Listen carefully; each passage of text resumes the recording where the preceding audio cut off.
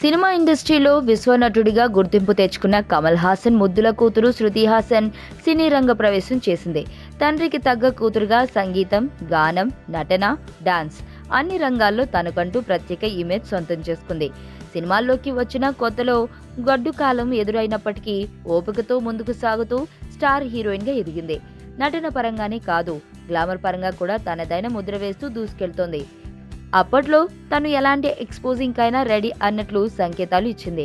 గబ్బర్ సింగ్ వరకు తెలుగులో సరైన హిట్ లేని శృతి హాసన్ ఆ సినిమా హిట్ కావడంతో అందరికీ గోల్డెన్ హీరోయిన్ గా మారిపోయింది.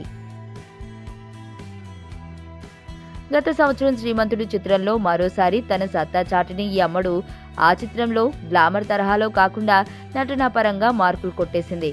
ప్రస్తుతం దక్షిణాది వెండి తెరపై తలుక్కుమని మెరుస్తున్న మెరుపుతీగ శృతి హాసన్. నిజానికి బాలీవుడ్లో పాపులర్ అయినప్పటికీ ఇప్పుడిప్పుడే దక్షిణాది చిత్ర పరిశ్రమలోనూ తన సత్తాను చాటుతోంది. తాజాగా ఈ అమ్మడు అక్కినేని నాగ చైతన్య సరసన ప్రేమం చిత్రంలో నటిస్తుంది. మలయాళంలో గత సంవత్సరం విడుదలైన సూపర్ హిట్ అయిన సినిమా ప్రేమం ఒక వ్యక్తి జీవితంలో జరిగిన 3 ప్రేమ కథల సమాహారంగా దాదాపు 4 కోట్ల రూపాయలతో ఆల్ఫోన్స్ పుతేరన్ దర్శకత్వంలో తెరకెక్కిన ఈ సినిమా 60 కోట్లకు పైగానే సంపాదించింది. ఈ సినిమాకు మజ్ను అని ప్రచారం జరిగిన చివరికి మలయాళం టైటిల్ అయిన ప్రేమంనే తెలుగుకు కూడా ఫిక్స్ చేసేశారు.